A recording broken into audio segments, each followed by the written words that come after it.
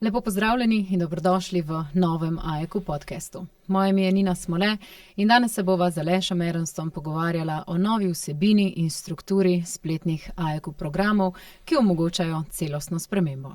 Aleš, pozdravljen. Zdravo. Aleš, koliko časa že izvajaš spletne AEK programe in kaj te je na začetku vodilo k njihovi organizaciji? Prvi program je bil 8. januarja 2021. Začeli se je zaradi covida, ne? Ker najprej, ko je bilo marca 2020 pa lockdown, je ta prejšnji način učenja AEK-ja skozi delavnice v živo, ki si jih imel večinoma v Ljubljani, ni bil več izvedljiv. Malo nekaj časa je bilo vse skupaj dosti tako, kaj zdaj bo, ne, se ni vedlo. Pa sem začel pa jeseni 2020 imeti 4-urne delavnice prek Zooma. In sem videl, da se tudi ta pristop obnese, da je ljudem, tistim, ki so se udeleževali teh delavnic, da so bili recimo učinki sodelovanja dosti podobni tistim, ki so bile delavnice v živo. In pa se pač začeli razmišljati o tem, kako bi to še izboljšali. Pa smo eno dosti zahtevno stranko, ki je v bistvu, ko je bil tukaj na individualni obravnavi, je napredoval, ko je bil doma, pa ni mogel delati vaj. In pa sem rekel, oziroma žena je prišla na idejo, zakaj ga pa ne bi vodil vaje tako vsak dan malo, ne, prek Zooma 20 dni, 20 minut. In pa sem to probal in je pol šlo naprej. In iz tega pa je prišla ideja, pa kaj pa če bi imeli tak način učenja AEK online, ki se je pol razvil v AEK programe, da se pač vodi vaja v živo. Takrat je bilo še 2-krat na dan, zjutraj pa zvečer. Potem sem pa to počasa razvijal v tisto prejšnjo obliko AEK programov, da so bili 5-krat na teden, po uro 10 vaja, razlaga, vprašanja, odgovori. In se je z njo kar nekaj časa lepo napredovali in so ljudje v bistvu tudi dojemali in omogočali si celostno spremembo. Pa seveda vmes se tudi veliko stvari spremenili, še največ pri meni. In sem začel tudi drugače dojemati, na kakšen način vse se lahko AEK uči. In sem pa začel razmišljati nekje lani jeseni, kako bi izboljšal programe. In ta izboljšava se je pa postopoma razvila v to, kar danes imenujemo AEK programi 2.0, prav upgrade od prejšnje verzije. Od prejšnjih verzij, ok. Kaj pa bi rekel za tiste, ki spletnih AEK programov še ne poznajo, komu in čemu so ti programi namenjeni? Namenjeni so, glavni smisel je, da se oseba uči AEK tam, kjer ima največ težav. To je doma. Se pravi, ker je vpliv okolja na telo ključen, in se pravi, okolje, v katerem smo, tudi najbolj močno vpliva na telo, kar pa seveda za sabo potegne, da telo potem ta vpliv prenese na živčen sistem na možgane, možgani pa potem v odvisnosti od senzorno-motorne zastrtosti ali pa amnezije na zavest. Torej je pomembno, kje si, ko delaš tisto, kar naj bi ti omogočilo celostno spremembo. Ker kaj sem videl tako na delavnicah, sicer je trajalo kar kako leto ali mogoče celo več, da sem dojel, zakaj imajo programi toliko boljši efekt na udeleženca, kot pa če je delavnica v živo. Se pravi, da je da program izvaja ali pa se ga uči v okolju, v katerem živi, ker tisti odnosi so tudi najpomembnejši in najbolj vplivajo na njegovo življenje. In sem rabil kar nekaj časa, da sem dojel, da je bistvo programov ravno to, da se učiš vsebino doma in potem lahko opaziš, na kakšen način okolje, v katerem živiš, vpliva na tebe in seveda je potem tudi lažje razumeti razlago. Opazil sem pa seveda to, da tako na šolanjih za učitelje kot na delavnicah pa na programih, da pač, ko si prišel nekam drugam, v neko drugo okolje, recimo sem na šolanje, je bilo zaradi drugačnega okolja razumevanje teorije in tudi vpliv vaj močnejši, prišli do velike razlike. Potem si se pa s tako spremembo vrnil nazaj v domače okolje in ta tvoja sprememba, ki si jo dosegel na delavnici ali na seminarju, ni imela dovolj teže in ni bila dovolj globoka in dovolj zakoreninjena, da bi prenesla vihar, do katerega pride, ko se iz enega takega eventa vrneš spremenjen domov v enako okolje, kot je bilo preden si na event šel. Seveda, lahko z močjo volje, nahajpanostjo, ki ga določen event ustvariš več odločenosti, več tiste volje, ne bom pa to spremenil. Sam težava, ki nastane, je, da potem okolje toliko stalno vpliva na te, da se počasi potem se skupaj vrne nazaj v prejšnje stanje, ali si pa odvisen, da moraš v določenih časovnih razmakih hoditi na take ali delavnice, ali šolanja, ali evente, da se tam dvigneš in da potem se lahko spet vrneš nazaj na staro. In programi so pol, tudi programe pol tudi več teh omejitev, kar se tiče vezano na COVID, pa lockdowne, ko jih ni bilo več, se nisem pol več vrnil nazaj na prejšnji format delavnic, ker sem pač videl, da je ta sistem bistveno boljši. Predvsem zato, ker ustvari soočenje z dejanskim stanjem v okolju in ko je pač oseba na programu, ko posluša razlago, ko izvaja vaje, se odpre, se spremeni, ne veliko, ampak malo, in potem lahko opazi, kako okolje, v katerem živi izven programa, izven časa programa, vpliva na njega in ga počasi vrača nazaj v staro obliko. In na tak način si prišel z manjšimi premiki veliko dlje naprej, če si pač ustrajal kot pa prej z krajšimi, močnimi spremembami. Tako da je v bistvu glavni razlog bil ta in potem sem tudi na osnovi teh dejstev, ki sem jih v teh 5 letih izvajanja programov ne samo razumel, ampak tudi videl in začutil in pri ogromnih strankah opazil, šel v izboljšavo in dodatni razvoj programov v 2.0, kjer je ta postopnost in sposobnost, da dojameš, kje živiš, v kakem okolju se nahajaš in kako to okolje vpliva na te dolgoročno, kronično in kako ti vplivaš na njega nazaj, še toliko bolj izpostavljeno in močneje in zato tudi po odzivih na prvo izvedbo teh programov, ki je bila v februarju pa marcu, vidim, da je to prava pot in da je bilo v bistvu ta kombinacija teorije pa prakse, izkušenj z programi pa z AEQ-jem do zdaj pravilno uporabljena za razvoj teh novih programov.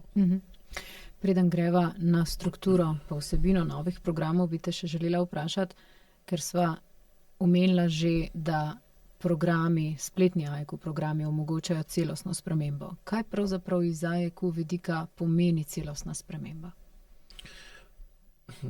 Celostna sprememba pomeni, da nekaj, česar se zavedaš, da bi moral spremeniti, da to zavedanje, kaj naj spremenim, da poveže s telesom, da poveže s telesno strukturo in razumeš skozi AEQ vaje pa teorijo, da če nekaj samo v zavesti spremeniš, ni dovolj. Težava nastane pri ljudeh, ki imajo višjo senzorno-motorno zastrtost ali pa amnezijo, da niti ne vedo, niti ne čutijo, kakšna je njihova povezava telo-zavest.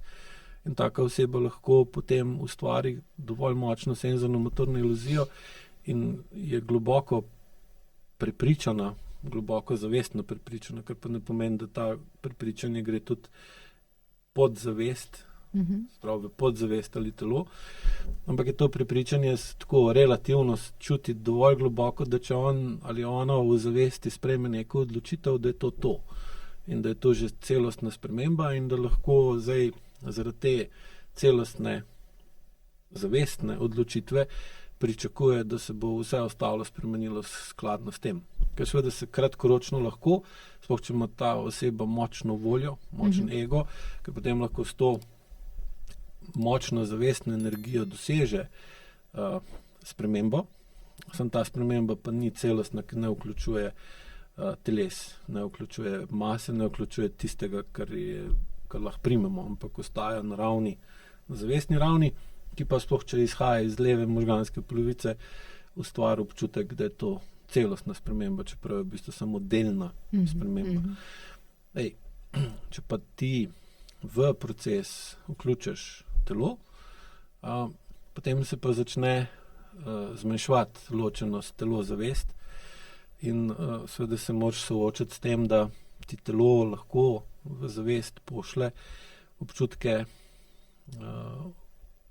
informacije, impulze, ki so lahko v nasprotju z tvojim zavestnim prepričanjem, tvojimi zavestnimi potrebami ali pa tvojimi zavestnimi željami.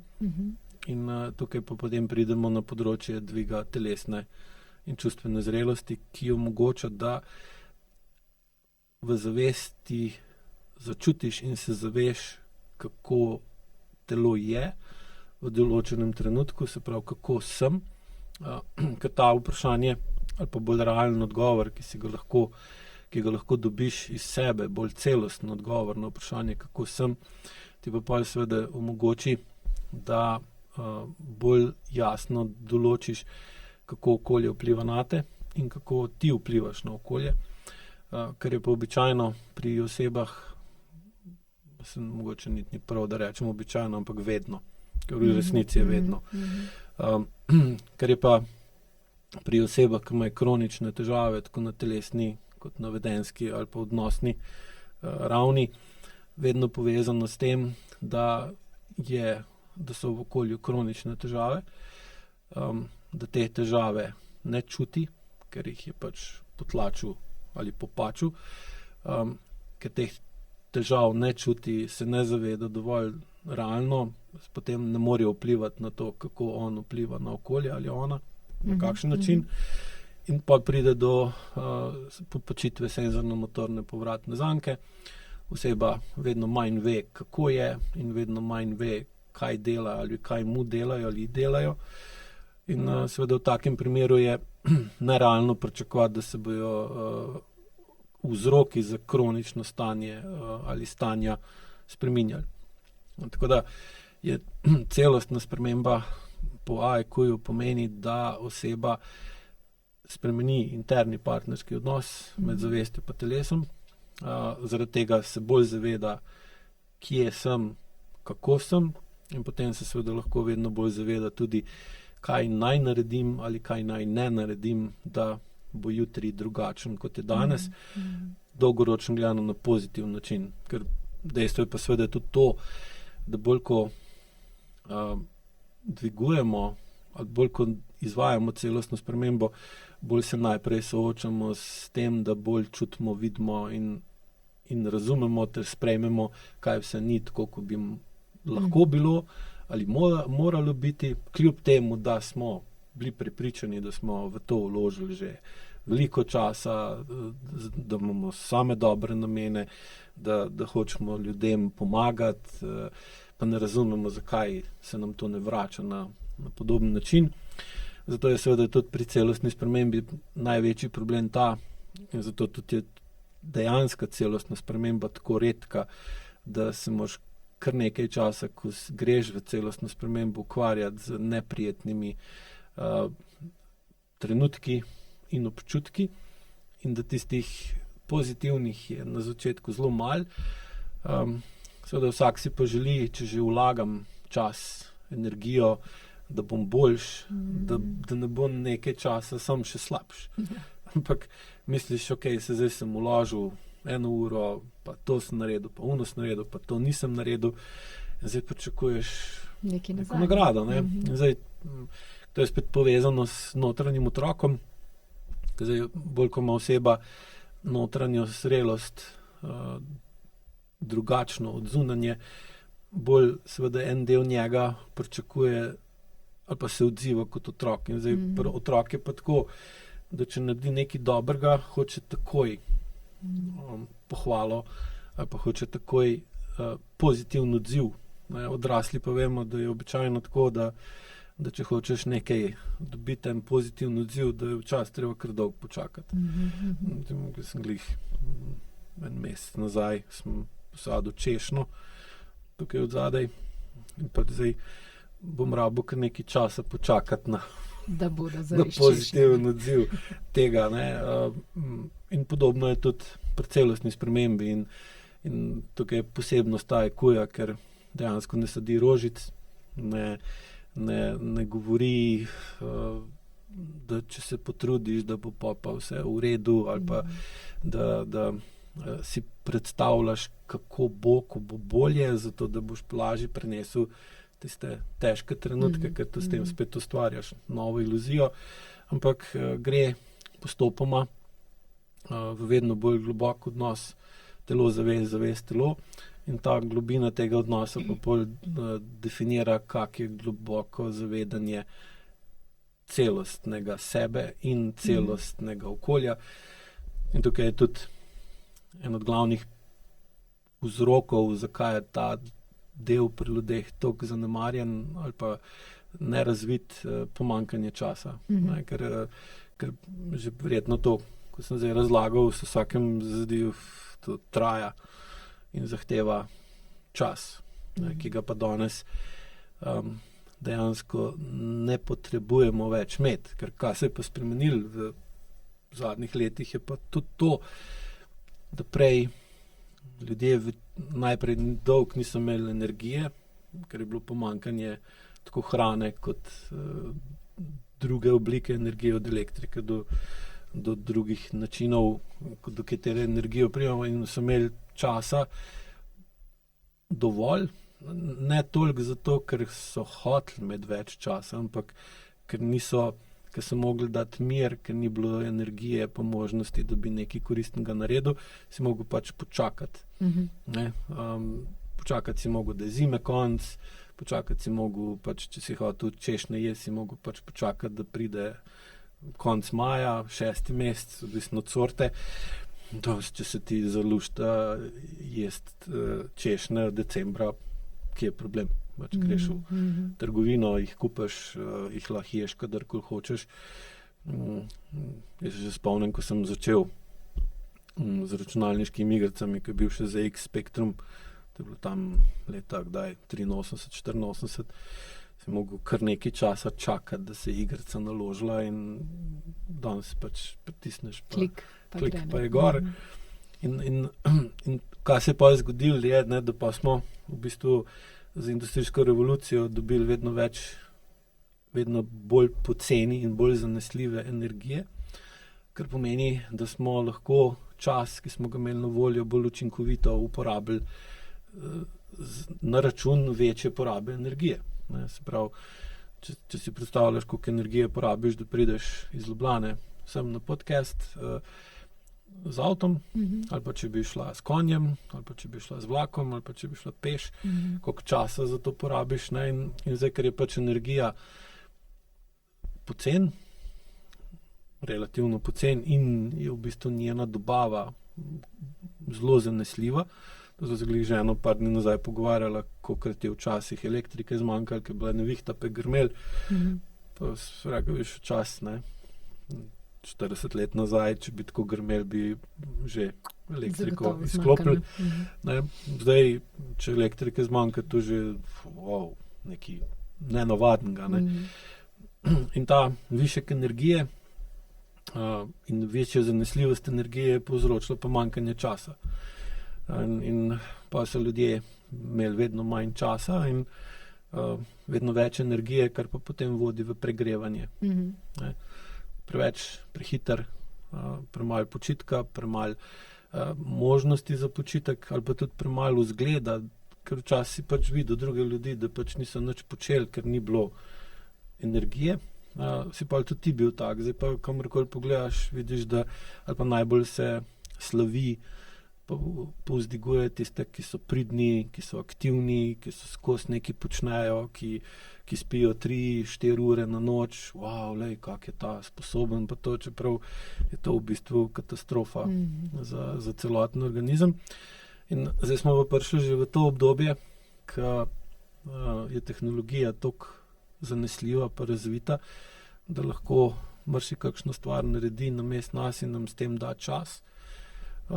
In ta čas pa lahko kvalitetno uporabimo za celostno zorenje, celostno spremembo, ker problem pri celostni spremembi je pa ravno to, da zahteva dosti časa in tudi neke energije. Energije je dosti, samo časa ni bilo in tudi namen programov že prejšnjih, teh 2.0 pa še toliko bolj, je, da si vzameš čas in v tistem času povečuješ ali pa izboljšuješ intern partnerski odnos med telesom in zavestjo, da se potem sooča z kratkoročnimi negativnimi posledicami spoznanj in soočen, zakaj sem tako. Ker pač, če ima nekdo kronične probleme v hrbtu, v kolenu, s prebavo, z partnerskim odnosom, z odnosom do otroka, z dihanjem, je pač mora sprejeti dejstvo, da je nekaj kronično, konkretno narobe že dolgo časa, da se to na taki osnovi pokaže in da je treba potem vložiti nekaj časa pa energije, če hočeš to najprej razumeti, pol spremeniti notranji odnos takrat, ko vaj izvajaš, potem pa počasi to prenesti tudi izven programa. In program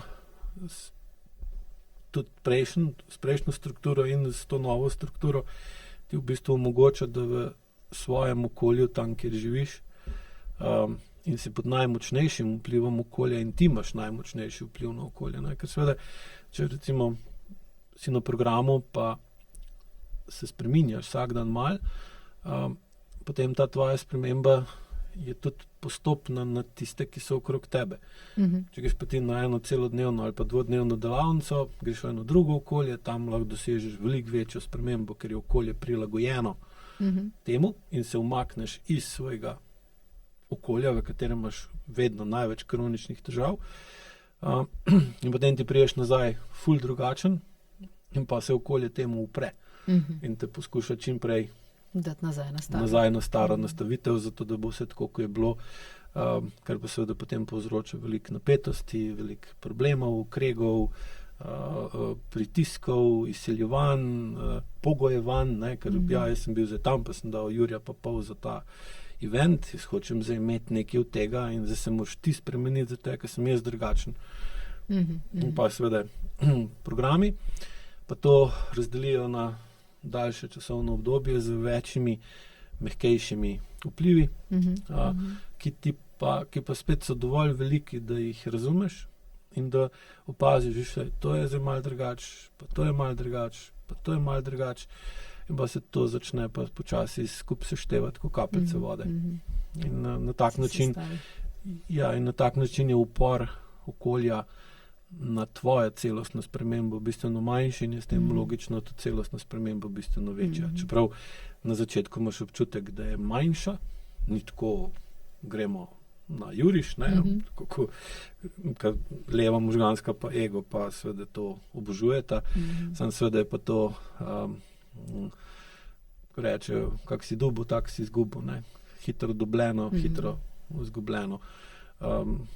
In 2.0 sistem je pa, sem pa to dvignil še na višjo raven postopne postopnega vpliva, mehkega vpliva na osebo, da lahko celostno spremeni svoje življenje skozi določen čas. In prej, ko si omenil željo, voljo. V čem je pravzaprav bistvena razlika med tem, da ima nekdo željo, voljo ali pa namero?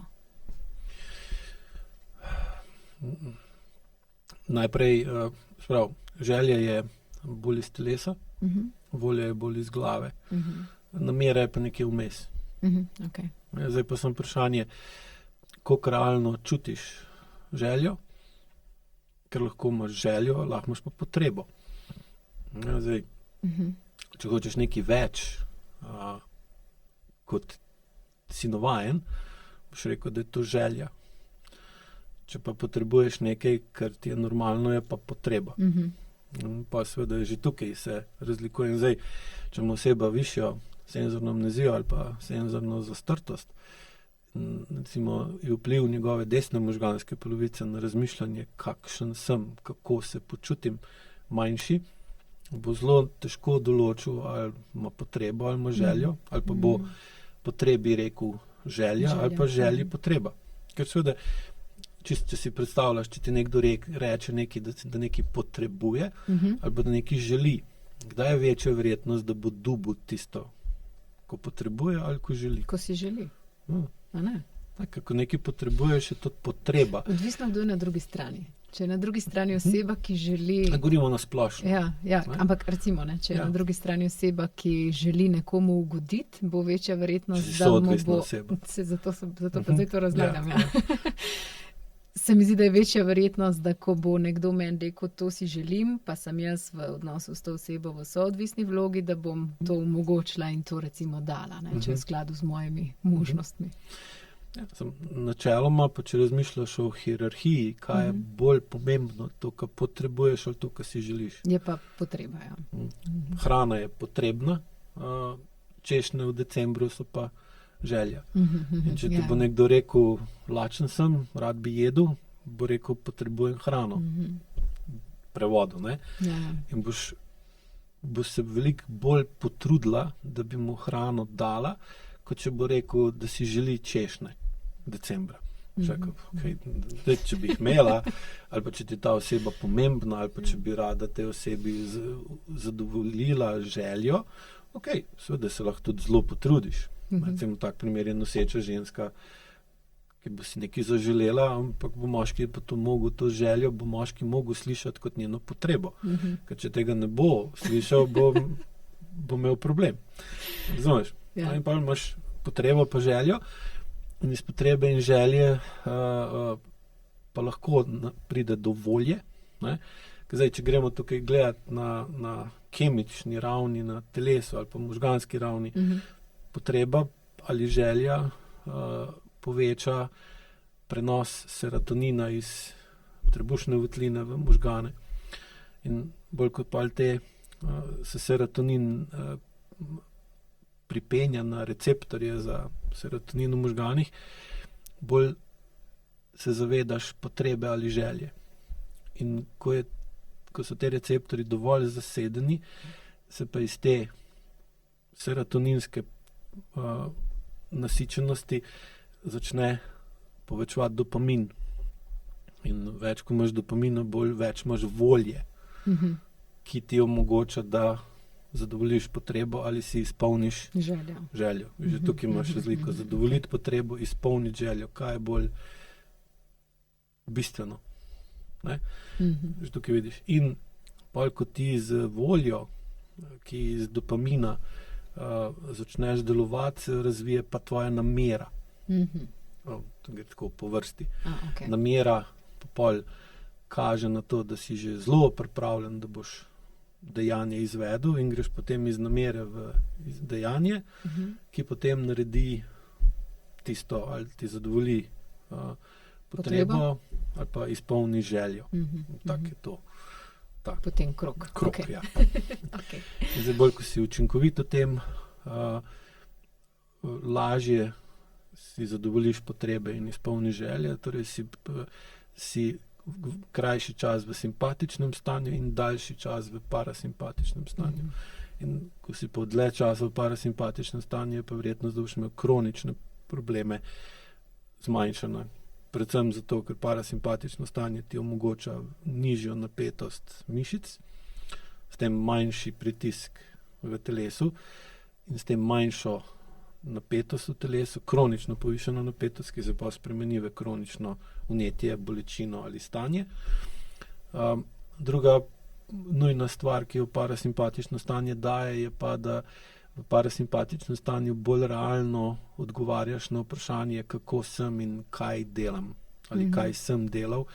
In zato recimo ljudje, ki imajo kronične probleme in kar že samo po sebi pomeni, da ponavljajo napake, že samo po sebi avtomatsko pomeni, da se, ko se vprašajo, kako sem in kaj sem delal, da sem tako, ne dobijo dobrih odgovorov, ker če bi jih, pa ne bi ponavljali napake.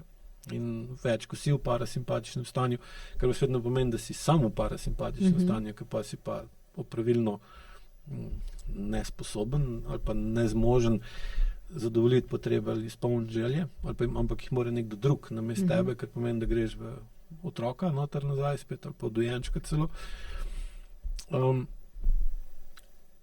parasimpatičnem stanju potem lažje določiš vzorce, ki so te pripeljali v kroničen problem, in je pa logično, da boš lažje tudi iz tega kroničnega problema šel ven, ker boš lažje določil, kakve so tvoje dejanske potrebe ali želje, in šel pa tem z voljo v spremembo in dosegel to spremembo. Okay. To verjetno ta del, kjer si zdaj razlagal, bi lahko pomenovala dominantna parasimpatičnost. Če si preveč v simpatičnosti. Ja, ker ko si nekaj časa v kronični simpatičnosti, zgubljaš toliko več energije, ko je pa dobivaš, da se moraš v eni točki ustaviti. Pa ali se ustaviš sam, ali te ustavi okolje, ali te ustavi telo, ali te ustavi kombinacija 2 ali pa 3 teh vplivov, in te prizemlji. Zdaj pa tem lahko rečeš depresija, lahko rečeš tem kronična utrujenost, izgorelost, poškodba, obraba, nezmožnost, da se zjutraj vstaneš in take stvari. To se potem vodi v dominantno parasimpatičnost, kjer nisi sproščen, ampak si sesut. Okay. Pa če greva zdaj res na to, kako so se AEQ spletni programi spreminjali skozi čas, glede na strukturo, glede na trajanje, glede na vsebino, in kako potekajo danes. V bistvu so bili na začetku zelo zahtevni, oziroma je bilo močna zahteva po tem, da si prisoten, da imaš veliko volje, da s to voljo vplivaš na sebe, da dojameš in spremeniš določene stvari. Zato so bili programi formulirani tako, da so bili trajali uro 10, tudi uro 15, 6krat na teden. Običajno sem imel samo nedeljo prosto, ali pa sobota je bila prosto običajno.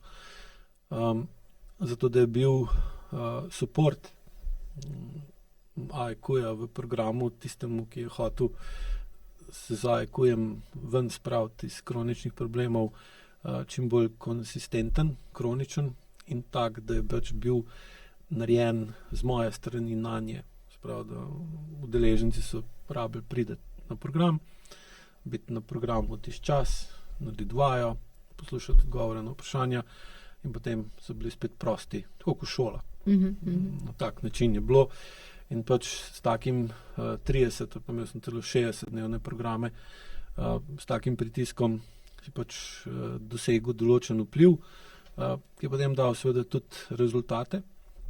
Ampak se je pa pokazalo, da enostavno ljudje zaradi preobremenjenosti z informacijam, ki jih je bilo vedno več, ne v AEQ, ampak na splošno v vsakdanjem življenju,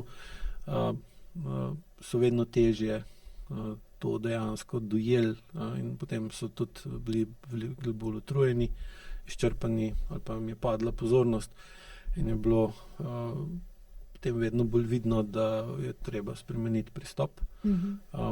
Ampak ne tak, da bo manj, da bo, ne vem, program samo enkrat na teden ali pa dvakrat na teden, ker to spet je dejansko za neko resno celostno spremembo premalo. Dosti je za vzdrževanje njega, da oseba že toliko je napredovala, da se zaveda samega sebe, da zna tudi AIQ vaje uporabljati primerno, da zna uporabljati AIQ, da razume AIQ teorijo, da pa rab sam enkrat, dvakrat ali pa trikrat na teden nek dodatek. Če hočeš pa narediti nekaj bolj konkretnega, je pa potrebno v enem dnevu dovolj novih informacij dobiti, ali pa novih vplivov dobiti tako iz okolja, kot iz svojega lastnega telesa, zato da ti postane dovolj jasno, kje so napake. Seveda so potem tudi programi na ta način, pa smo šel na 5krat na teden, pa so se počasi skrajševali. Zdaj pri 2.0 je pa v bistvu to narejeno tako, da je vpliv programa na osebo tako postavljen, da se čim bolj enakomerno razporedi v celoten čas budnosti te osebe. Zaradi tega, da se dovolj pogosto spomni na to, kako je in kaj dela, in potem, ker se večkrat spomni na to, večkrat bolj razmišlja o tem, z več vpliva telesa na zavest, ker dobi z večerno vajo. Tudi v bistvu bolj začne povezovati, kako je bila včeraj, pa kaj je včeraj počela s tem, kako je danes. In pa, ko to se 20 dni ponavlja, začne že zelo razumeti, kako preteklost določa sedanjost in kako to, kar delaš v sedanjosti, zaradi preteklosti vpliva na tvojo prihodnost. Pa se jim veliko bolj razvije razumevanje, kako si ti tisti, ki se lahko celostno spreminjaš. Hkrati pa ne moreš računati, da se boš ti celostno spremenil, pa da ne boš s tem vplival na nobenega. Kot da si otok in da pač karkoli ti počneš pri sebi, to druge nič ne briga, niti na druge nič ne vpliva. Ker seveda vidiš tudi na programu predvsem, kako tvoja sprememba vpliva na druge, na ene pozitivno, na ene negativno. In potem vedno bolj razumeš širino in globino medsebojnih povezav med ljudmi. Sploh te, ki so bolj v intimnih odnosih, recimo partnerski odnos, starševski odnos, odnos med staršem in odraslim otrokom, ki so to najbolj intimni odnosi. In seveda, ko en to spreminja in gre s tem pristopom v bolj celostno spremembo, dobi seveda tudi drugačne odzive in zdaj bolj, ko jih razume, lažje jih potem ohrani in tempira, dozira, kakšna sprememba je še primerna. Ker dejstvo je, da okolica na našo spremembo odreagira na dva načina. Če je sprememba prevelika, jo dojame kot nevarnost, vsaj na telesni ravni, čeprav zavestno mogoče ne, ker nekdo, ki ima dolgo že kronične težave, recimo odvisno od nečesa, vsi želimo, ki bi se čim prej spremenil, da bi se spremenil na hiter, ker bo pa lažji, nam bo boljš, odleglo nam bo vse to, sam enostavno sistem telesa, svojo maso pa svojo inercijo, ki jo ima, vztrajnostjo, če je sprememba prevelika, jo dojame in se na njo odzove kot na nevarnost. Če nam je to všeč ali ne, če to potrebujemo ali pa želimo, to je totalno nepomembno. Če pa je sprememba takšna, da ni premočna, jo pa tudi okolje začne dojemati kot izboljšavo. In zdaj bolj seveda, ko jo dojame kot izboljšavo, večja verjetnost, da nam bo pri tej spremembi pomagal ali pa nasaj pustil primer, ne pa da bo, zdaj, če pa ti svojo spremembo nekoga druga spravljaš v nevarnost, kaj lahko pričakuješ od tiste druge osebe, ali da bo te napadla, ali pa da te bo zapustila, spravi eno ali drugo. Ne. In pri programih 2.0 je ravno teh 15 let izkušenj z AIQ-jem pa še prej s klinično somatiko, sem komponiral v celoten sistem, kako omogočati udeležencu programa, da čim bolj natančno določi, kakšno spremembo je on in okolje, v katerem je, dojame kot izboljšavo in da začuti, kdaj gre preko tega in da njegovo telo ali pa okolje dojame to spremembo kot nevarnost in se potem seveda upre proti njej in s tem jasno se zelo upočasni celostni razvoj. Ali pa oseba, v bistvu, kar se še najpogosteje zgodi, sploh ko iz kakih drugih pristopov prihajajo sem, pa se pa o tem pogovarjamo, da ustvariš iluzijo celostne spremembe, ki pa v resnici se ne zgodi in zato tudi okolje nič nima proti njej, ker v bistvu celostno spremembo ima samo na zavestni ravni, telesno si ostal enako prej in potem seveda okolje tudi se ne odzove na to tvojo spremembo na takšen način, na negativ način in potem je seveda taka celostna sprememba lažja, samo v resnici pa je iluzija. Tukaj, ko se pa dejansko dogaja celostna sprememba, tako kot je treba pa zelo veliko pozornosti dati na tempiranje, na doziranje te spremembe, ki pa seveda ne more biti z moje strani, ker jaz ne živim v telesih udeležencev, niti v njihovih okoljih, ampak lahko jim pa dam razlago, teorijo, prakso, skozi jutranjo aekosomatsko vajo, skozi večerno aeko vajo in z vmesnimi vsebinami, da počasi vsak dan malo bolj določajo, kako spremembo lahko izvedejo, pa da bo ostala izboljšava, ne bo šla v področje nevarnosti. A bi rekel, da ravno zato po novi strukturi programov imajo v bistvu večje prednosti tako z vidika globine, z vidika reda, vpliva in pa tudi jasnosti? Ja, pa tudi da sem se osredotočil, kako udeležencu omogočiti, da dojame, kak je njegov notranji otrok, oziroma koliko je v njem tistega nezrelega, neodraslega, nedozorenega, nerazvitega, ki mu onemogoča odgovoren, odrasel in zaupen odnos do tega, kar pač počne, v tem primeru do aeko pristopa. Ker program relativno hitro pokaže v tej novi obliki, koliko lahko sam sebi zaupa, koliko je dosleden, koliko se vede učinkovito, odgovorno in odraslo ter preudarno, kar je pa ključna sestavina ali pa predpogoj za to, da se kroničnih težav znebiš oziroma da jih odpraviš, ker v nasprotnem primeru, če se jih lotevaš kampanjsko, če se jih lotevaš nepremišljeno, ali pa se jih, ker največkrat se jih lotijo iz apatičnosti ali pa iz agonije, spravo, zgodi se nek dogodek, ki je sam končna posledica dlje časa kopičenih problemov in potem ta dogodek ljudi da v visok stres ali pa razočaranost, ogorčenost, se pravi agonijo. Potem iz te agonije pride do močne potrebe, ki da potem močno voljo in da izjemno močno namero, ki jo potem seveda spremenijo v dejanja, ki so pa hipna, hitra, ampak ker telo takim spremembam ne more slediti, ker so za njega prehude in je to nevarnost, se seveda tudi relativno hitro izpihajo zaradi tega, ker tisti, ki so najbolj pomembni pri tej celostni spremembi, se pravi telo, pa podzavest ne stopijo zraven, ampak to se ostane na ravni zavesti. Pa seveda se običajno, ker ta dogodek neprijeten tudi za druge, takrat tudi okolica pomaga, pa bomo zdaj to zrihtali pa to in pa pride do skupnih prevelikih sprememb.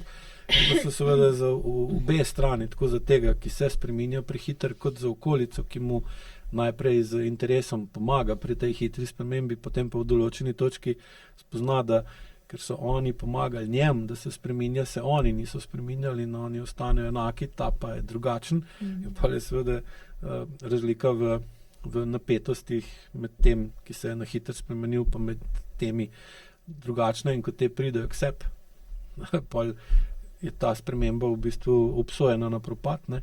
Tukaj se pa to naredi postopoma in z stalnim testiranjem, ali je ta sprememba primerna ali ne, in pa seveda dobiš s tem tudi vedno več izkušenj in te izkušnje ti pa pol omogočajo, da to spremembo izvedeš in ohraniš. Ne, da pride, pa pol se spet, tako ko je prišla, tako je šla.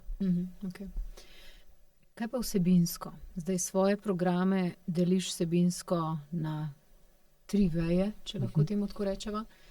Programe za telo, programe za dihanje, programe za odnose, ki so tudi med seboj hkrati tesno povezani, pa hkrati ključni stebri tudi AEQ metode. A jih lahko vsebinsko greva čez? Če začneva recimo pri programih za telo, kjer imaš 2 programa, ki se maja meseca začne, in sicer kako odpravljati kronične bolečine in pa kako zmanjšati kronične bolečine v trupu. Kakšna je vsebina teh 2 programov? Tukaj je vsebina namenjena tistim, ki začenjajo ali pa v bistvu dojemajo, da imajo težave na telesni ravni.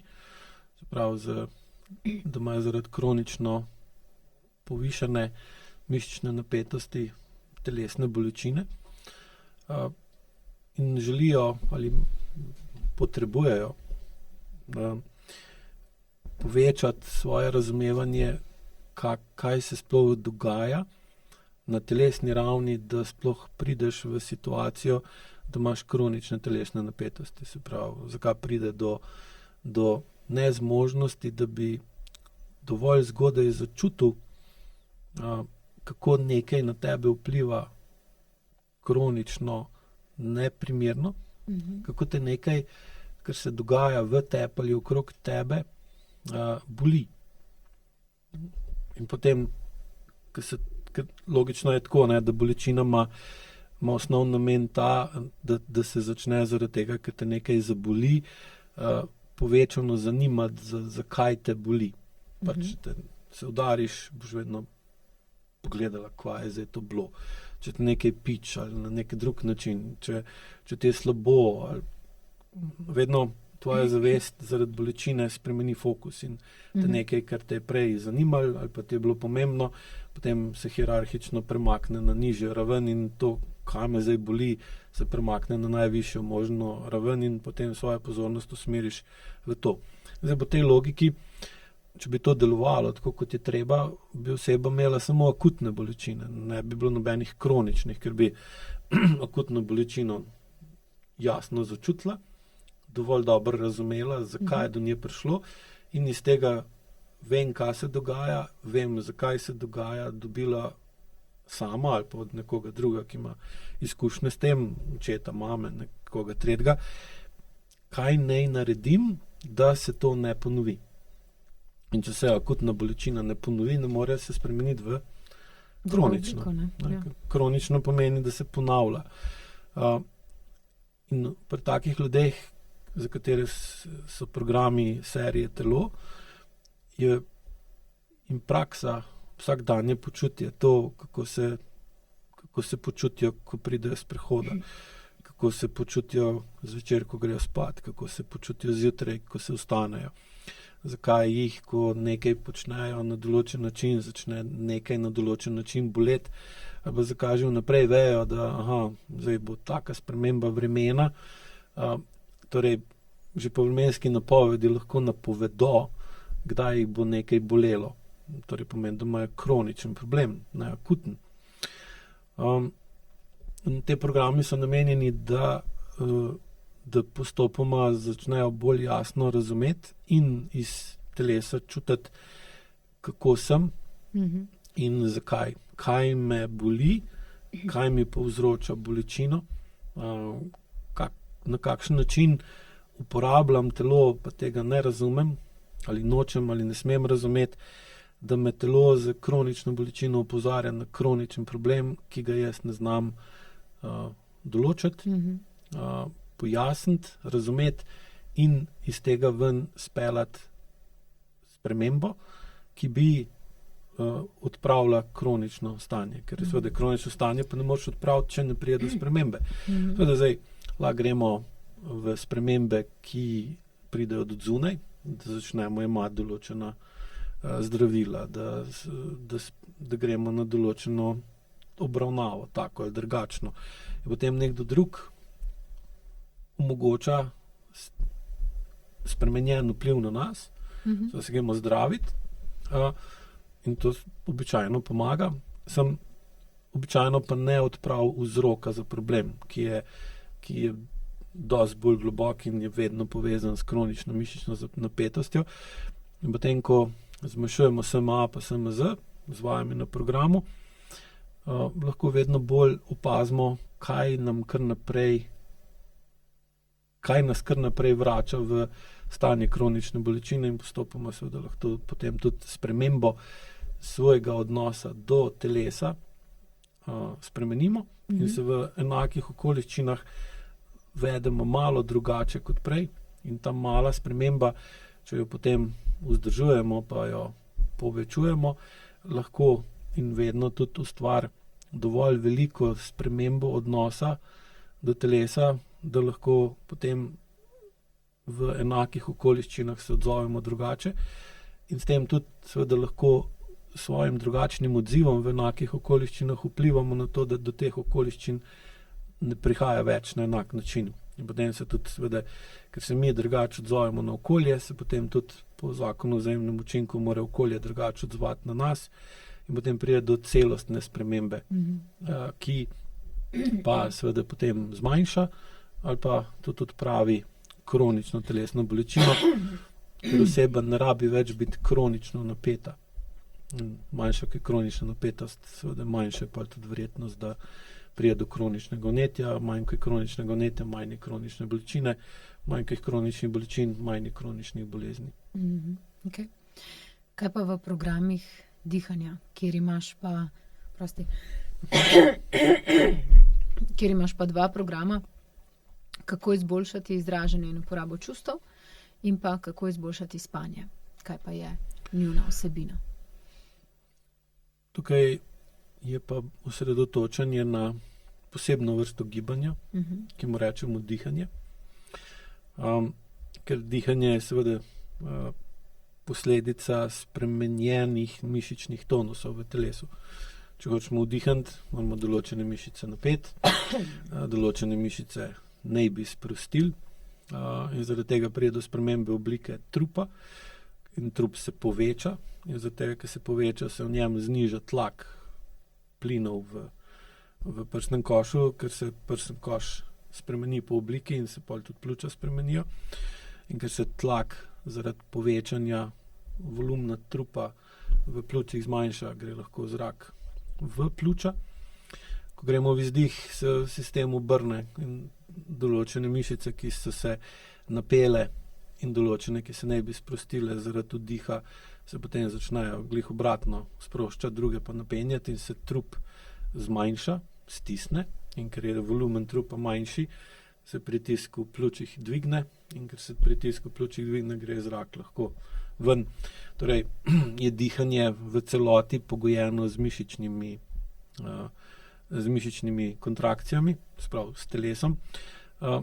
Seveda je pa pristop pri dihanju rahlo drugačen kot pri telesu. Enim bolj ustreza ta pristop z dihanjem, drugim bolj s telesom. Eni kombinirajo oba. Ampak pri dihanju je več poudarka pa na izražanju. Izražanje pa seveda del življenja, ki omogoča, da vplivamo na okolje.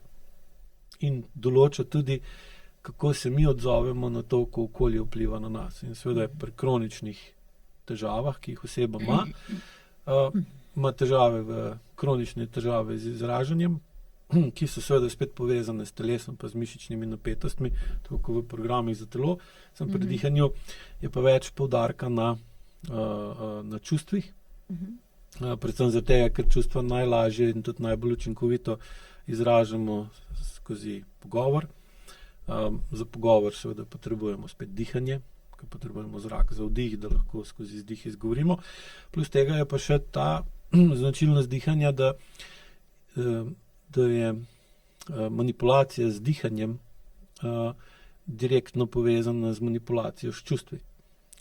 Običajno je tako, da če oseba ni smela, znala ali mogla biti spontana in avtentična v določenem okolju zaradi kakršnega koli razloga, potem tudi njeno dihanje ni spontano in avtentično, ampak je z določenimi kroničnimi mišičnimi napetostmi različnih mišic v trupu, vratu, čeljusti ali pa obrazu, je seveda spremenila dihanje, zato da je lahko ohranila spremenjeno uporabo čustev. Ker če je čustva izražala spontano in avtentično, je prišlo do odpora okolja na njeno čustveno izražanje in je okolje pritisnilo na njo na take ali drugačne načine, da je to izražanje čustev modificirala, spremenila ali potlačila ali popačila. Popačila, da določeno čustvo recimo je izražala manj ali pa manj močno, manj jasno, manj čisto. Določeno drugo čustvo je pa lahko izražala bolj jasno, bolj močno, se pravi šla v nespontano, neavtentično izražanje. Kar seveda zahteva spremembo dihanja in potem, ko na dihalnih vajah, ki jih izvajajo zvečer, jih vodiš v drugačen način dihanja od običajnega, se začnejo soočati s tem, kako je njihov dihalni vzorec potlačen ali popačen, ker so morali v kdo ve kdaj, kdo ve zakaj popačiti ali potlačiti čustven vzorec. In seveda je potem ta program za uporabo dihanja za boljše izražanje čustev namenjen tem, da z dvigom čustvene zrelosti in telesne zrelosti odnosa do dihanja lahko oseba spozna, kje je čustveno neučinkovita in potem zavestno vpliva na dihanje, zato da diha drugače. In ker diha drugače, se spremeni stanje njenega avtonomnega živčnega sistema, ima lahko boljši vdih in dobi tudi boljši izdih, lahko potem izboljša, kako se vede, ko ima polna pljuča, pa kako se vede, ko ima prazna pljuča. In to je vse daje izkušnjo, kakšna je, kako sem in kaj delam. In potem, ko se z dihanjem ukvarja 10, 15, 20 dni, postane bolj pozorna na to, kako diha in potem lahko prej opazi, kako okolje ali ona sama dihanje spreminja, zato da ne bo določenih čustev uporabljala na določen način, ker bi to lahko sprožilo negativen odziv nje ali okolja na njo. In s tem v bistvu se uči, kako z zavestnim vplivom na dihanje povečevati zavestno uporabo čustev, kar pa seveda potem vodi v drugačne odnose.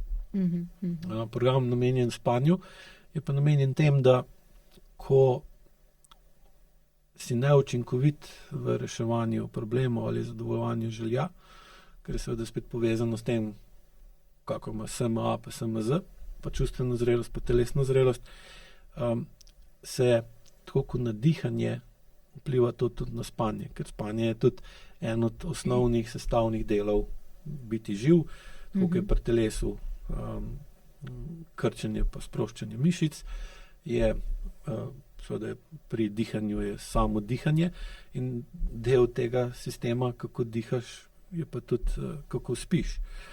In zato je ta namen, ta program za spanje pa namenjen tem, da začneš drugače razumeti star slovenski pregovor, kako si boš postlal, tako boš spal.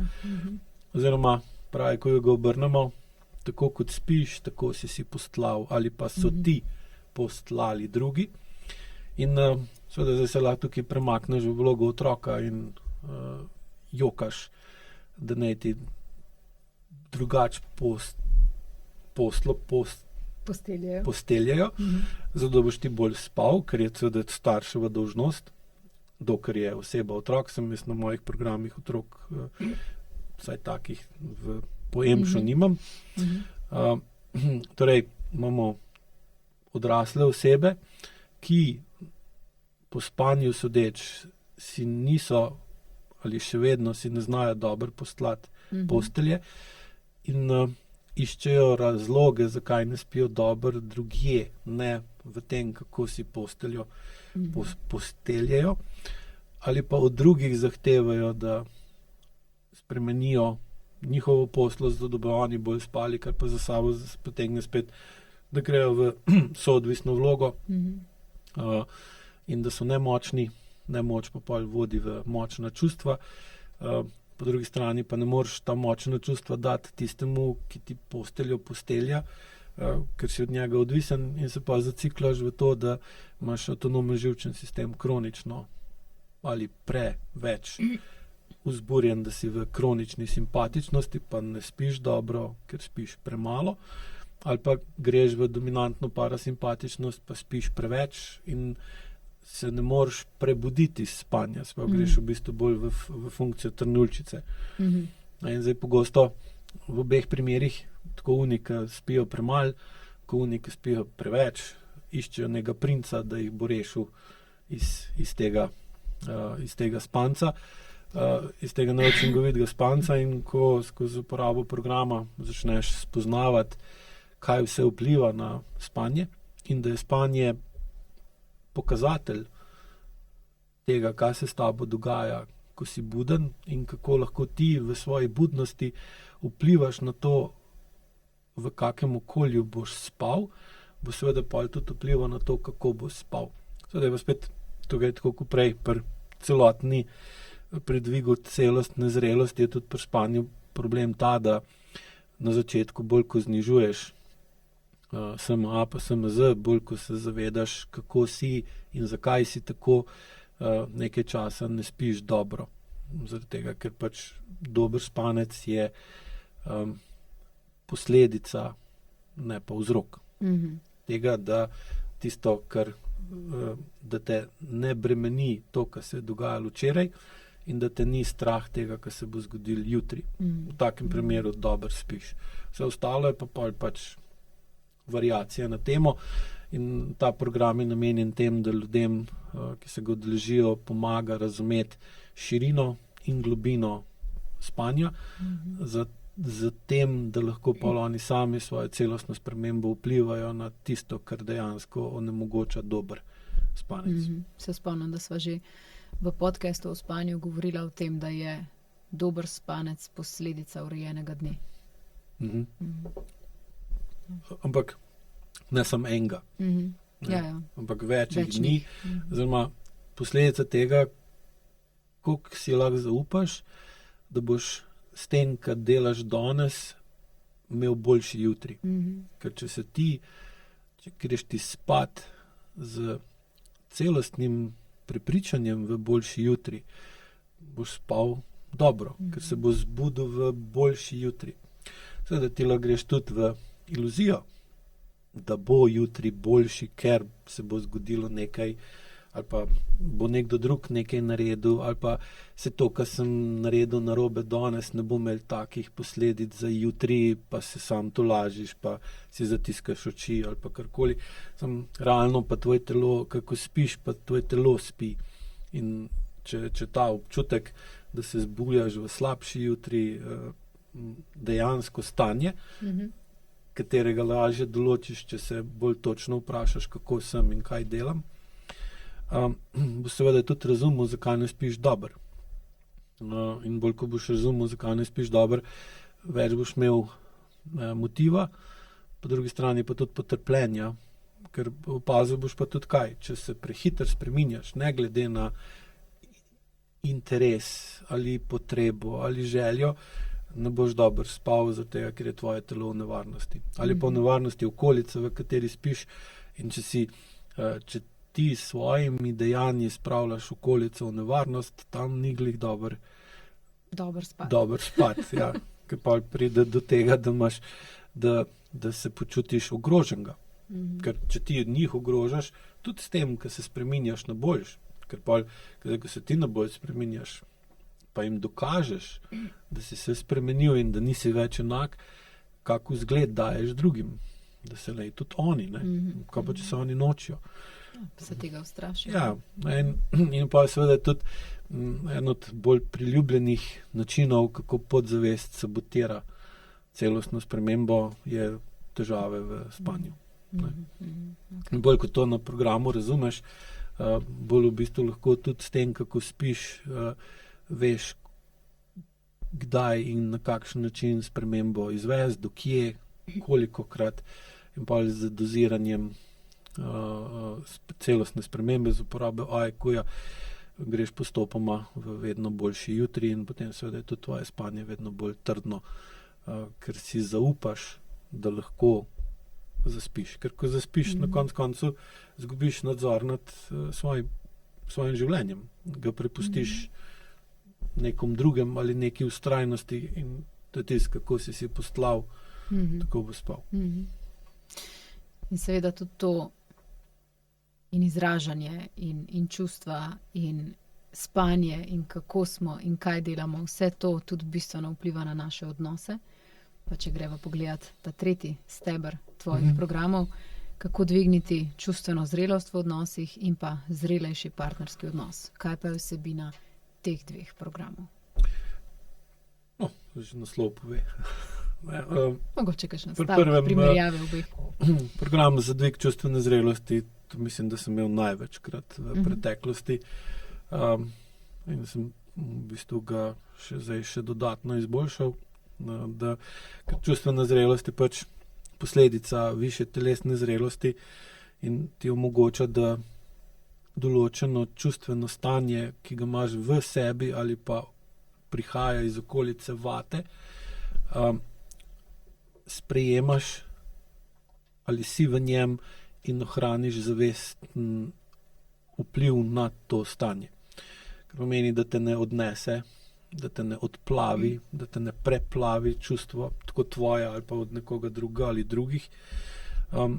Zakaj je pomembno ohraniti zavestno prisotnost zavesti v takem telesnem stanju, je pa, da lahko zaradi vpliva zavesti, če je dovolj močen, predvidiš, kakšne bojo posledice tega, kar se dogaja v bližnji ali daljni prihodnosti. In zato je čustvena zrelost tak ključen, razen telesne zrelosti, ključen del celostne spremembe, ker lahko preprečiš ali pa zaustaviš ali pa saj pravočasno zaznaš, kdaj te bojo čustva povozila, ali tvoja ali od nekoga druga, in potem lahko se z tega nekaj naučiš in v naslednjem, ko pride spet naslednjič v podobno situacijo, preventivno deluješ že na drugačen način ali pa dovolj dvigneš čustveno zrelost, da lahko preneseš močnejša čustva, brez da ti odnese zavest stran, ali pa da lahko z spremembo mišičnih napetosti preprečiš, da bi tvoja čustva te preplavila, pa bi potem vplivala na nekoga druga na tak način, da se to ne bi več dalo popraviti in da bi pripeljali do nepopravljivih posledic, kar se seveda potem odnose zelo obremeni. Tako da je namen tega programa za dvig čustvene zrelosti logičen, sprav, kako razumeti pomen čustvene zrelosti in kako jo postopoma izboljšati, zato da dvigneš celostno zrelost, ki je posledica telesne in čustvene zrelosti, in s tem lažje in vedno bolje uporabljaš čustva za to, da imaš boljše odnose.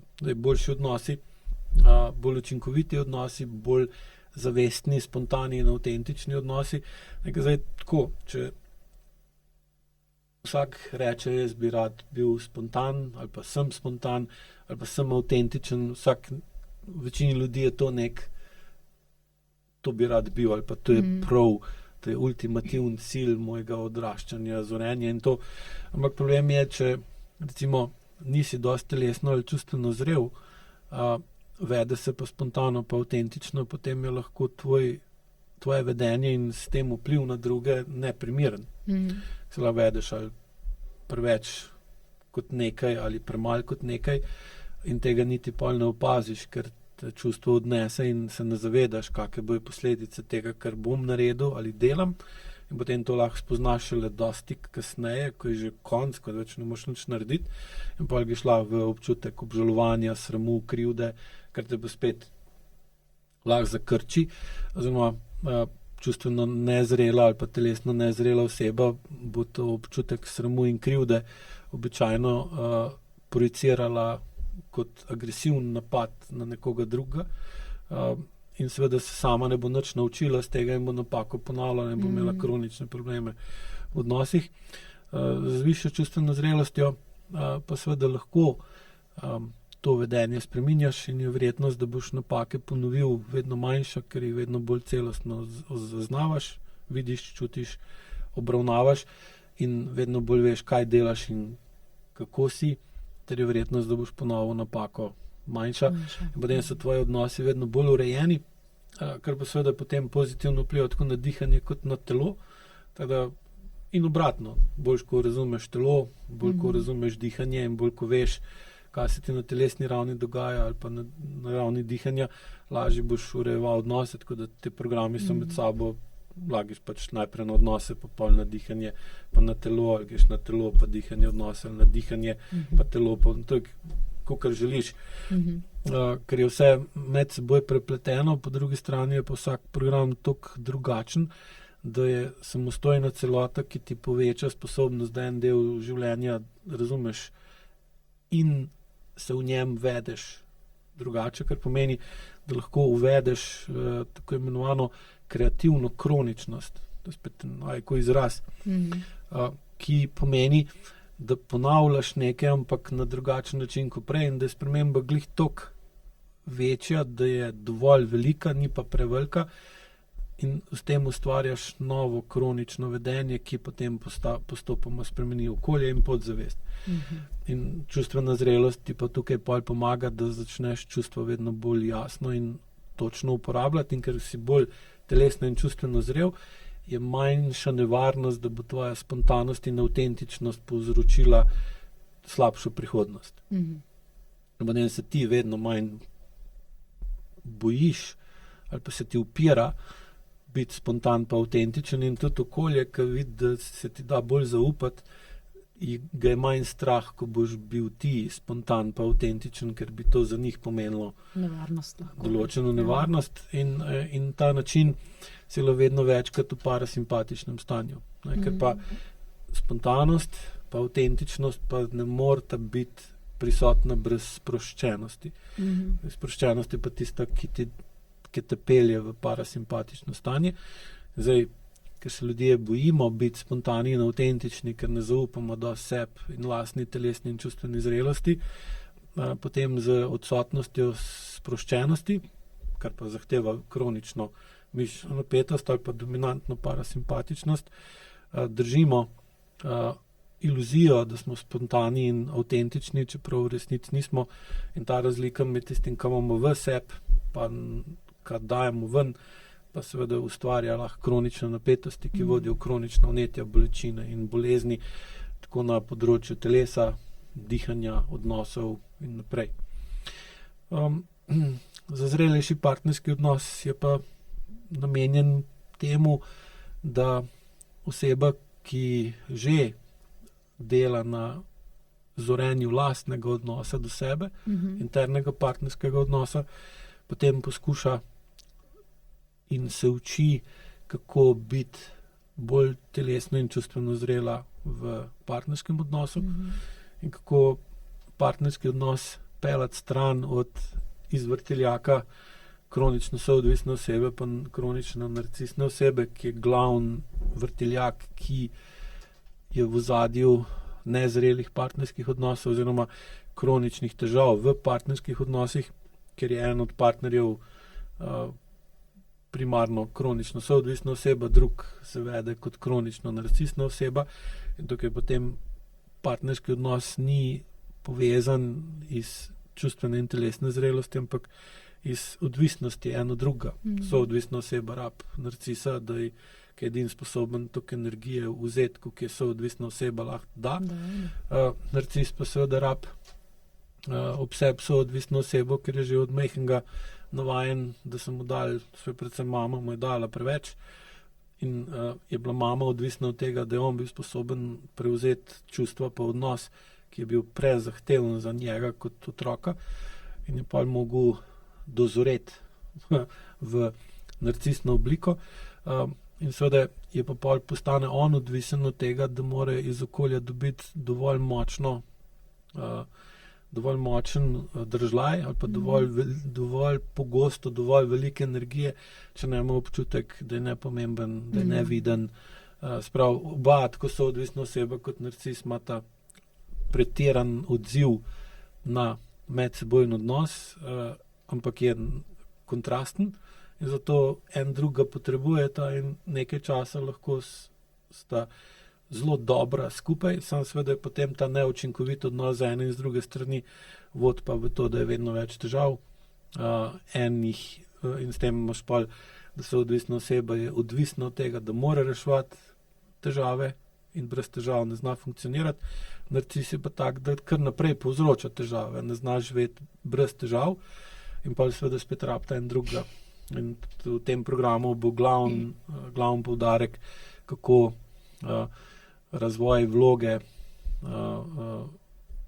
razvoj kronične soodvisnosti in kronične narcističnosti v otroštvu potem oblikuje partnerski odnos v kasnejši fazi in ga ustvari iluzijo, da partnerski odnos funkcionira, da je celo zrel na površini, v globini je pa nedodelan, ker noben od partnerjev ni v otroštvu šel v celostno zrelost, da bi odrastel cel, ampak je soodvisna oseba noter preveč stara, na zunaj pa preveč živa, mlada.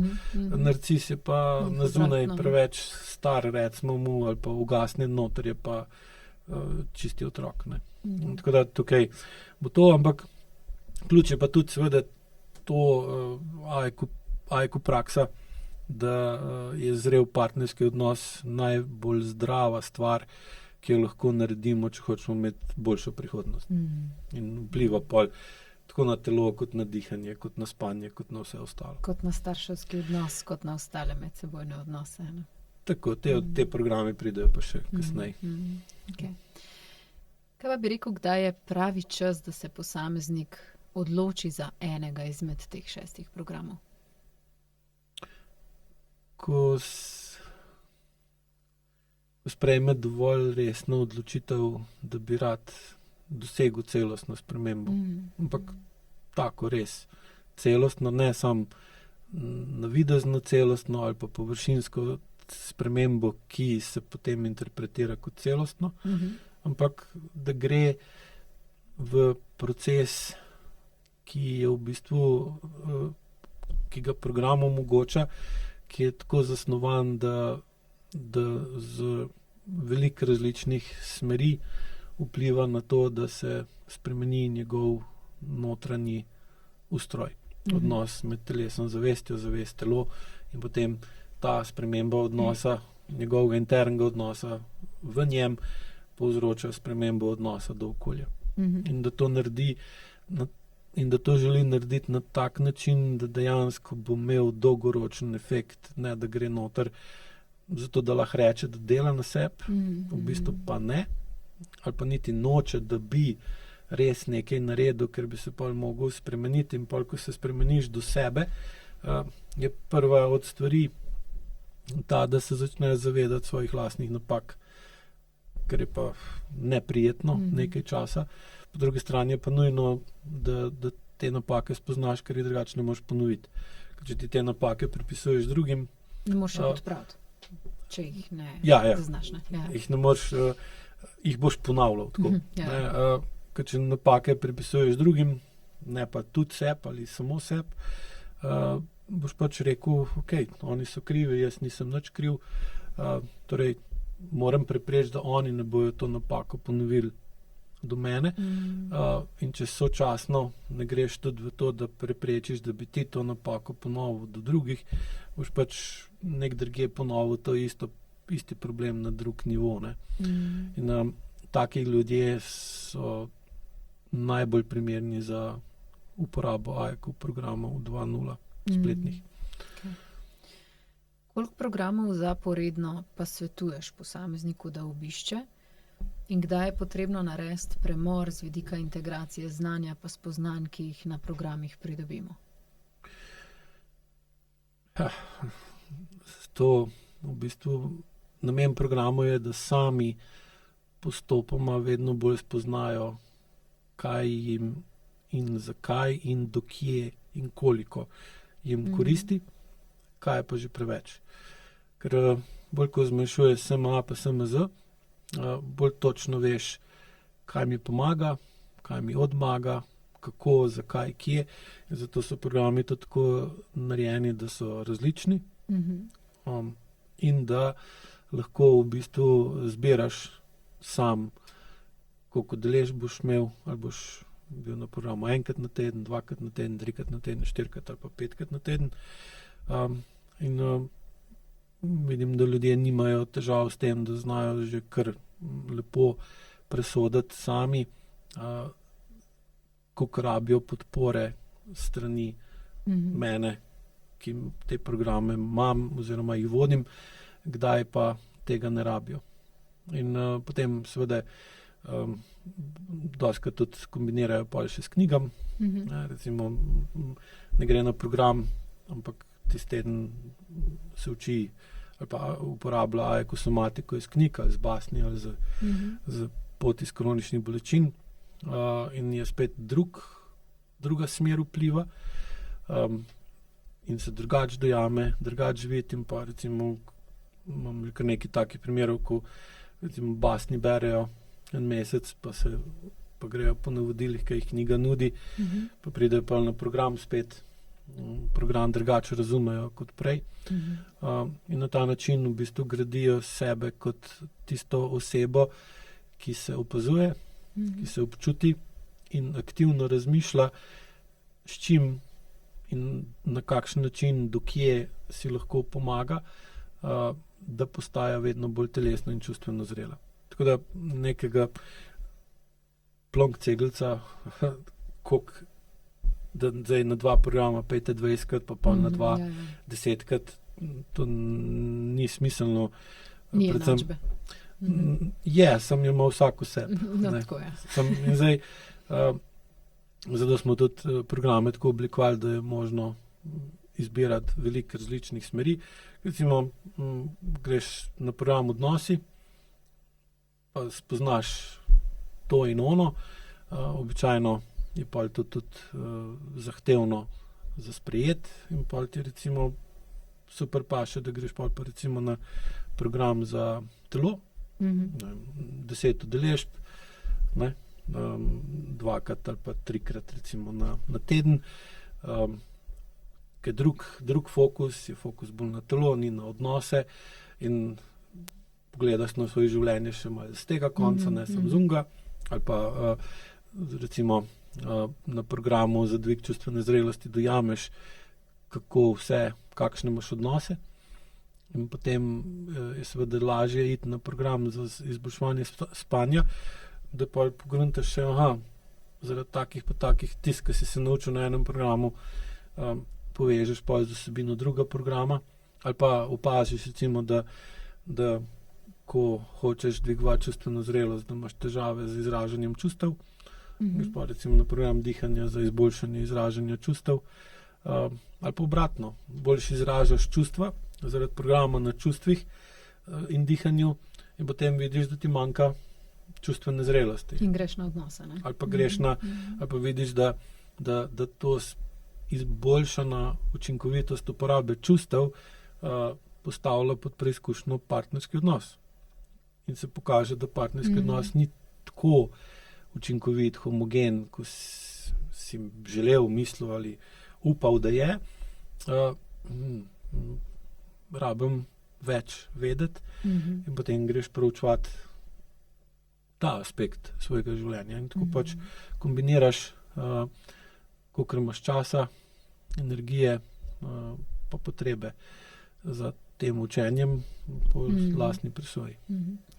Tako kot te poslušam, Aleš, sem zdaj pomislila na to, da je ravno ta nova struktura tvojih spletnih programov morda tista, ki je tudi zmanjšala možnost izrabe in zlorabe AIQ spletnih programov.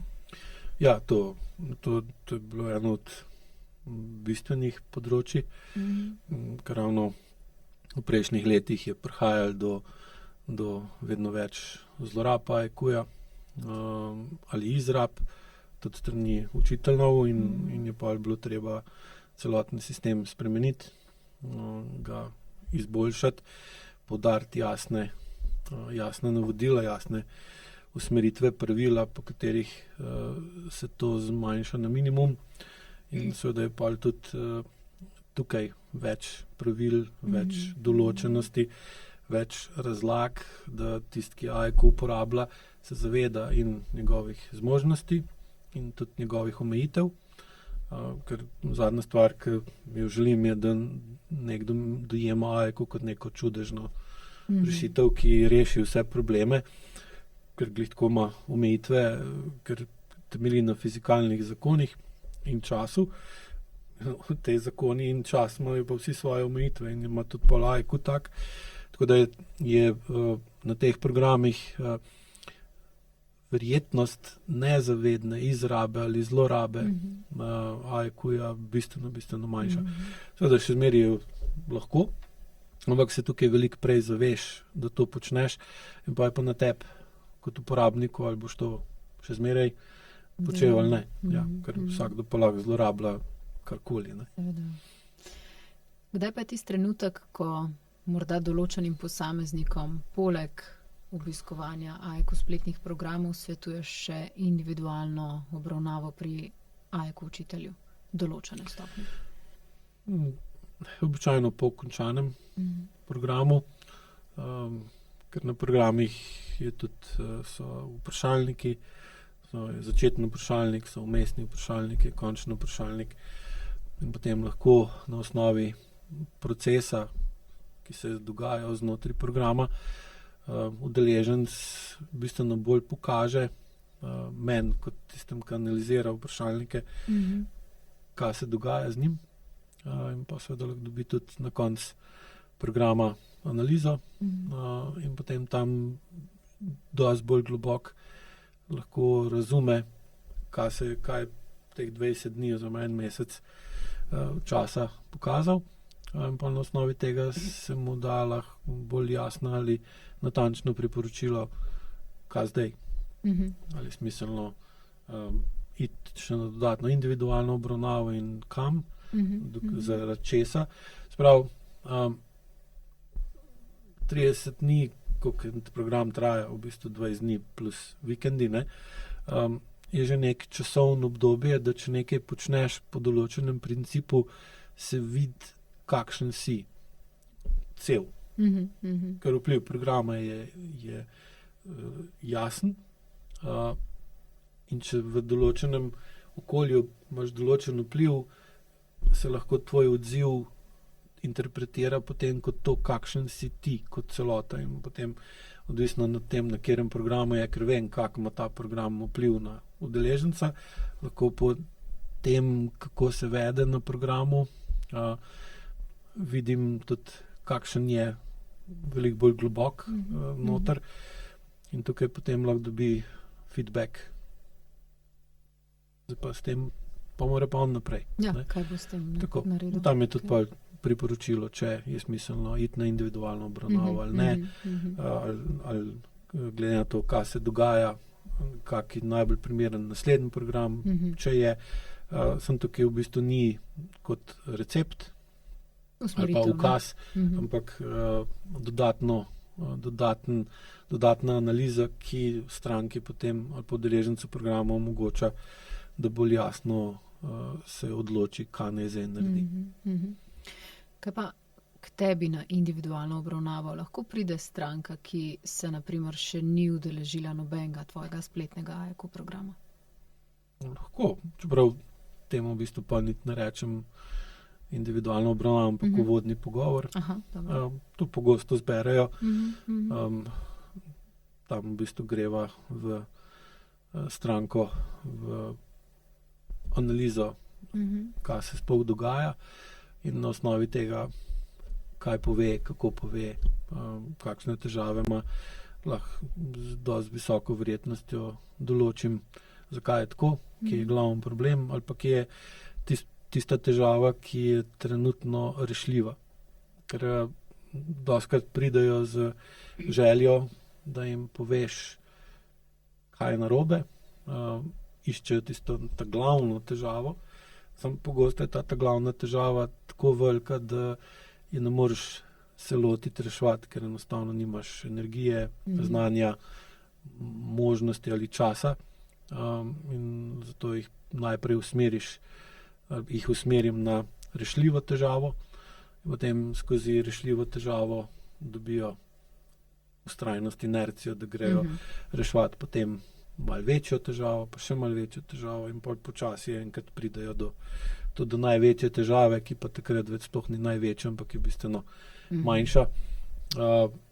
Pa tudi bolj, ko znajo sami učinkovito reševati trajno težave, kar pa spet pomeni, da ne sme biti prevelika, bolj v bistvu vplivajo pozitivno na okolico in potem dostikrat okolica preneha biti največja težava.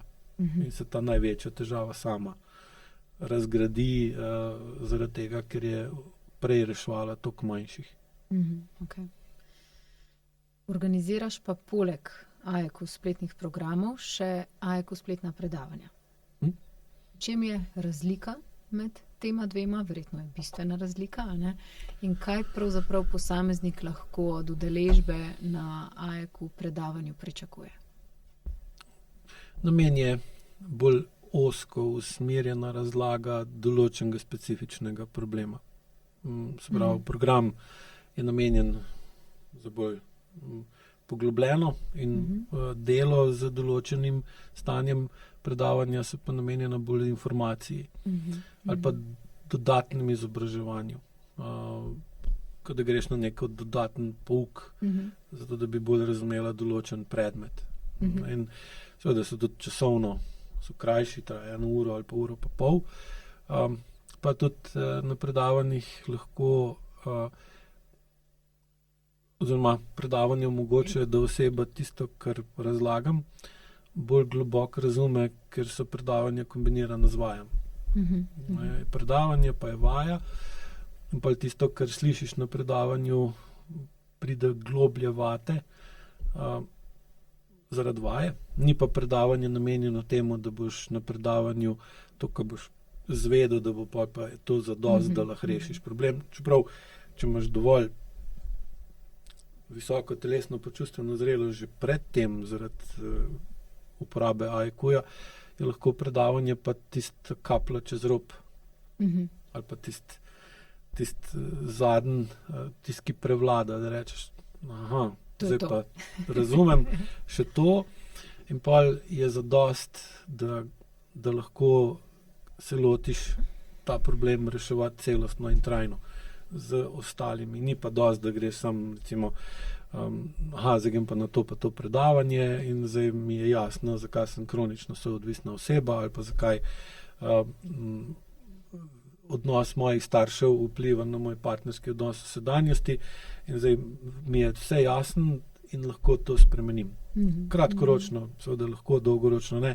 Tako da predavanja so namenjena, dva namena imajo. En je, da dopolnejo razumevanje določenega področja, za katerega oseba spozna, da bi tam rabila pa neko dodatno pojasnitev. Po drugi strani je pa tudi namenjeno za začetek uporabe AEQ-ja. Oseba prebere knjigo, dela po knjigi določene vaje, vidi, da ima določeno kronično težavo in potem gre lahko, recimo, kup eno predavanje, pa mogoče drugo, pa tretje in začne vedno bolj razumeti, kakšna je. Potem pa običajno pridejo na individualno obravnavo ali gre pa na program, pa na programu pa začnejo poglabljati svojo sposobnost, ker IQ je namenjen, ni nikoli bil, niti nikoli ne bo namenjen, da bo on rešil to, kar imate vi problem. Ampak je namenjen, da vam pomaga doseči celostno spremembo, tako za IQ somatiko, kot z IQ metodo, IQ dihanjem ali pa IQ odnosi, da prevzamete odgovornost za sebe. Prav, ker celostno se lahko spremenim samo jaz sam sebe. Drugim sem lahko pa za vzgled ali pa ne, ali pa na njih vplivam svoje celostno spremembo tako, da vidijo, da se da in da je potrebno in seveda potem lahko tudi sami se s tem pristopijo. Edina izjema so otroci, ker ko se starš celostno spremeni, se bo avtomatsko začel celostno spreminjati tudi njegov otrok, ker je del njega. Pri partnerju že ne več. Starš, če se odrasel otrok za IQ spremeni, vpliva tudi na starša, sprav gre v obeh smereh otrok, starš otrok. In tukaj so tako predavanja kot programi, cel sistem je tako narejen, da lahko na različne načine uporabljate IQ po potrebi, tako kot vam v določenem trenutku najbolj ustreza. Zdaj, kakšna je pa ta potreba, pa ta trenutek, je pa vsak tisti sam, ki določa, in manjšo, ko ima SMA, pa SMZ, lažje to določi. Super. Je še kakšna zaključna misel, ki bi jo želel podati današnjim poslušalcem? Upam, da vse to, kar delamo pa razvijamo, da jim koristi, da opazijo, da se vse skupaj izboljšuje, da sistem zori, da sistem postaja vedno bolj zanesljiv in učinkovit, in da v bistvu omogoča, da se na najbolj učinkovit možen način oseba celostno spremeni. Seveda, kljub vsemu je celostna sprememba velika sprememba, kar pomeni, da sočasno z veliko spremembo sproža tudi lahko velik odpor in zahteva velik napor. Samo ali ta velik napor vložimo na hiter ali pa ga podaljšamo na določen čas, je pač odvisno od tega, koliko sistem razumemo. In IQ definitivno gre v to smer, da povečuje učinkovitost in izkušnje, ki jih na tej poti dobivamo, tudi ugrajujemo v sistem, ki seveda se na ta način izboljšuje, ter omogoča, da ljudje lahko vedno bolj z ravno pravšnjim načinom dosežejo tisto, kar dolgoročno potrebujejo. Hvala.